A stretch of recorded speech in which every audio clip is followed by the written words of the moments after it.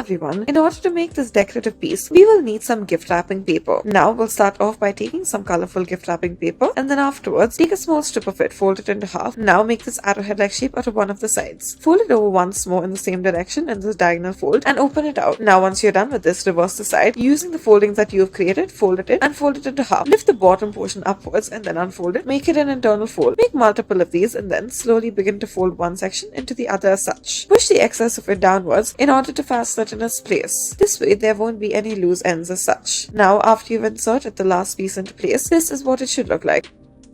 We'll start off by taking some gift wrapping paper. Make sure that it is a square sheet. Fold it over diagonally and now open it up. Fold over either end to make it meet in the center and then fold it back outside. Now once you're done with this, fold the edges over downwards and once again make this an internal fold. As you have done this, move over to the top and then make it narrower fold. Fold the bottom edge upwards and then fold it into half. Lift this upwards and then afterwards point the edge outwards as such. You may make multiple of these.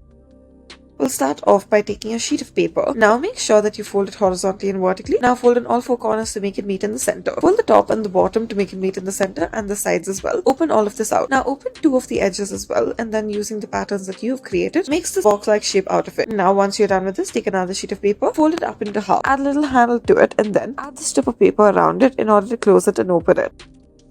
We'll start off by taking a sheet of paper. Now after you've taken it, fold it over vertically, horizontally, and then afterwards open it out. Fold over the top and the bottom edge to make it meet in the center, and now slightly fold them outside once you're done with this. You should have formed multiple pockets. Stick about 3 to 4 of them together as such. Now once you're done with this, take another sheet of paper, fold it into half. Now fold over either end to make it meet at the half line. Now insert this one into place as such, and then push it through the other side as well. This way, it'll help it stay fastened in place. Make an envelope-like shape out of the front of it, and then insert it into a strip of paper you add in the front. You may also make a bow and then attach it to the front as such.